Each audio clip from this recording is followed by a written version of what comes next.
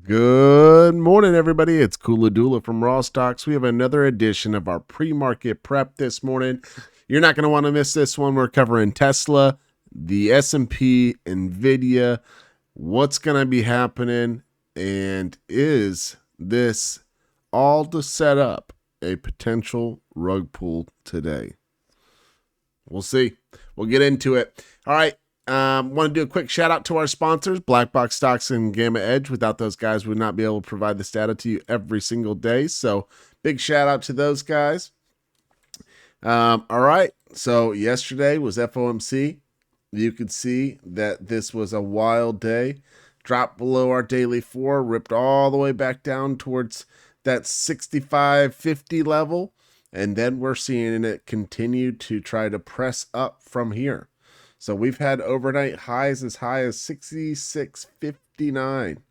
That's way up here, overnight highs. Is that going to be a continuation? Another break of our distribution to the upside? Or will this all be forgotten today and sold back down towards that 6,600 level? That's what we're going to cover today. And yeah, we'll get into it. So let me pull this on over. Give me one sec. All right. So taking a look at the S&P, you can see that we're still call dominated. 6,600, obviously a big pivot point for us. But you also see that the 6,700 level has dropped. And currently 6,600 has retaken our cap. So is this something where it draws it back down towards 6,600, or do we see a potential move up towards that 6,650 level that we talked about yesterday, where we hit an overnight high? Is that something where we look at this and say, all right, here we go. Let's watch, kind of see if this is going to be where we talked about 6,700 to 6,650 for that potential reversal for us. So when you look at the intraday today, you can see that it's a little bit undecided. It's call dominated, no doubt, but not by much. And we're trying to, as of right now, trying to rope back in, it looked like, towards that 66.20 level. Okay. So this is a tricky level as far as when we open. It's going to be right here. Is this going to be a moment where we see 6600 get pulled back in and maybe even drop a little further? That's on the table. Okay. But we can see the transitional areas. We can see everything. Let's pull this up on our intraday here. Fun fact, it's actually not any different than yesterday. Okay. As you can see, the data shows 6620 upside, supply, demand right here, 6590, transitional zone at 6600.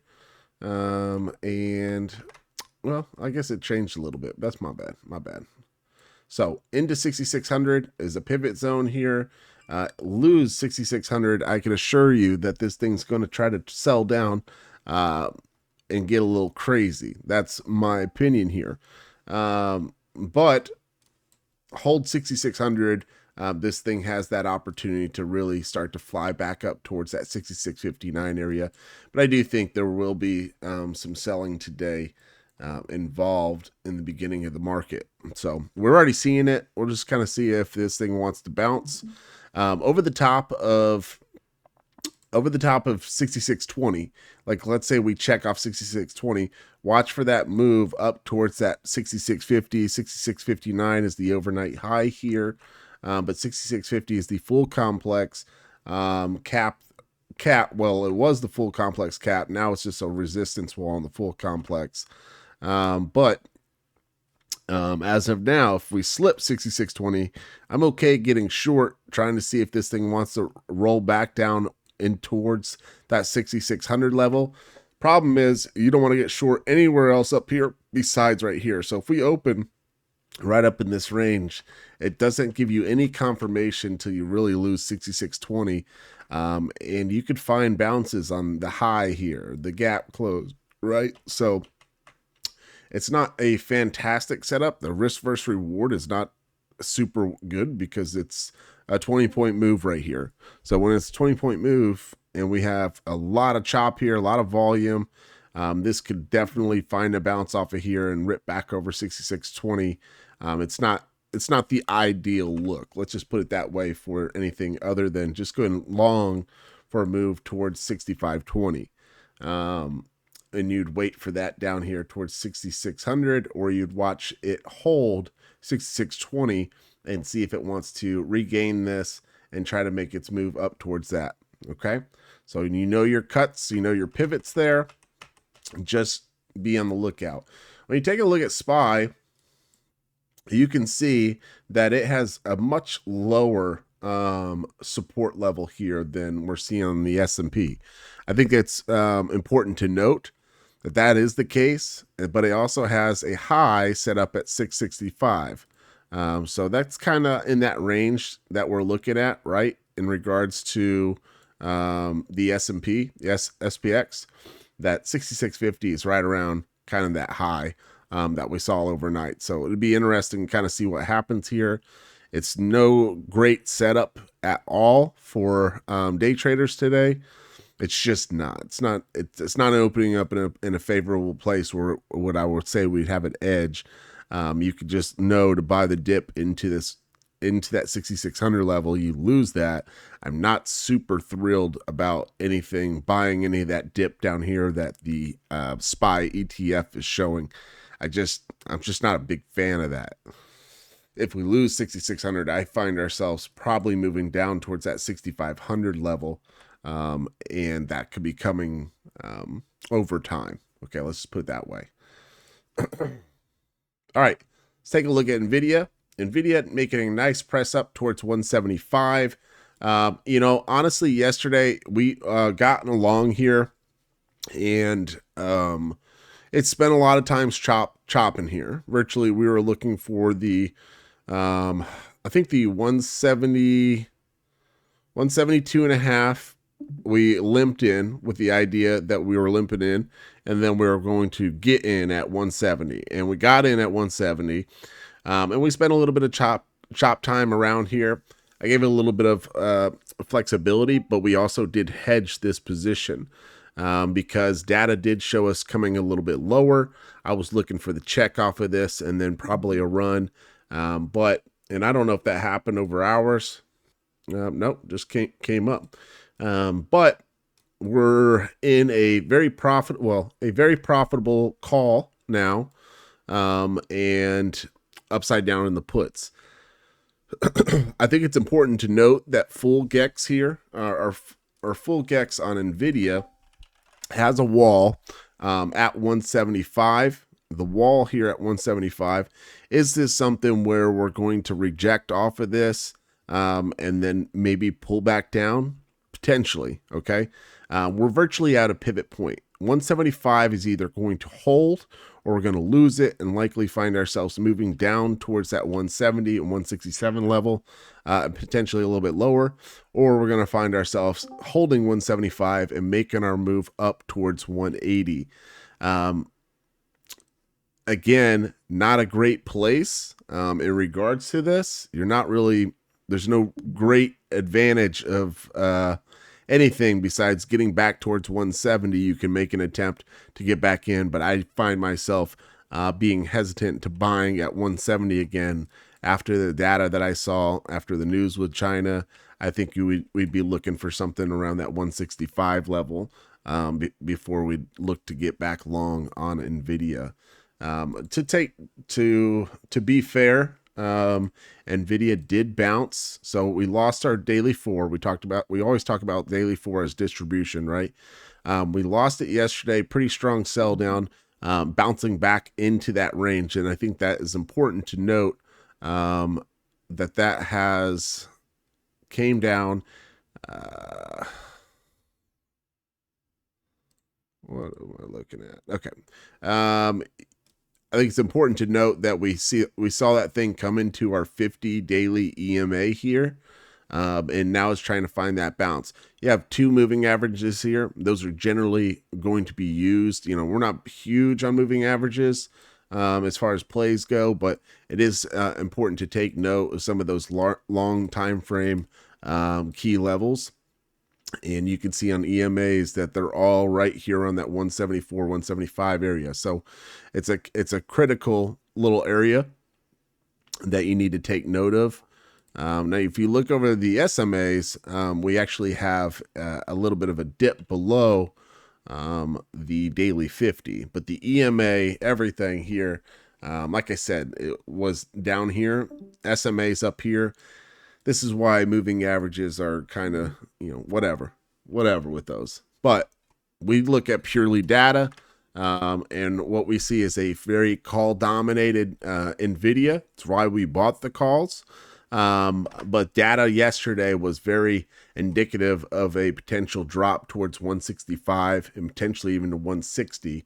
And if we take a peek into next week, you could still see some shorts there. However, it's not like this week where we have overhead shorts here, but this was a lot more red yesterday. But so today, a little less bearish, a little bit more bullish. Okay.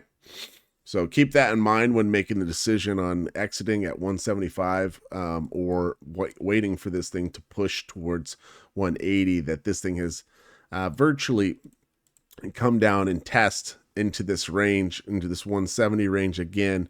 Is this the fuel that it needs to try to make that press over the top of this consolidation here and see if it wants to press up towards 180 and potentially further? Okay. All right. Tesla. A lot of people will be looking at this because of the cover photo, and this has an opportunity today to really get busy towards 450. Okay, we talked about it yesterday. A break over 420 could drive us towards 450, and there's a really big possibility today that we could see the likes of 450 on a nice little call here towards this. Now, would I be surprised to see some level of check down towards 420? Not at all. And in fact, I think it is something we need to talk about. If the S&P all rug pulls and throws us down towards 6,600 or below that, you got to know that this thing's probably going to slip 420 and just find itself back in that chop zone between, say, 410 and let me move this here. This is down here. 420 still remains the same. Okay, so with this, you got to know that if we lose 420 again, this thing could probably pull back down towards 410 and probably 400. But right now, this thing is geared up for a potential just straight bullish day towards 450. Do I believe that it's worth probably opening a 450 call? I think you could probably do it on a lotto based, positioning size, but I would not get crazy on this type of run here. But it does have the opportunity today to really just rocket up towards that 450. Maybe it sells up here. Maybe it doesn't, but this has that opportunity to really rocket towards 450 today. It just might take that 420, and I would love that opportunity to try a lotto for that move up there, or at least some type of bullish play here to find a bounce and maybe try to get up there. Just kind of depends on what we're feeling, how the volume looks. So as of right now, this looks decent. Let's just put it that way. It looks real decent. Of course, there is a lot of calls here. These will act as high levels of gamma exposure. And you'll start to see as we get into this 450 zone and even into this zone here, dealers are going to have to start looking to getting short delta. So be careful here. All right. Hey guys, that's going to cover it for today. I wanted to make sure that we did a quick little shout out to Rustic, man, killing it on the game. Great trades here recently. If you guys are not involved in our private Discord where we do provide our alerts, make sure you join us at RawStocksLLC.com. That is RawStocksLLC.com. We have a $7 7-day promo going on if you're interested in that. Otherwise, just sign up. You could use code X50. I opened up a promo code X50 for new members only. It will give you 50% off your first month. That is code X50.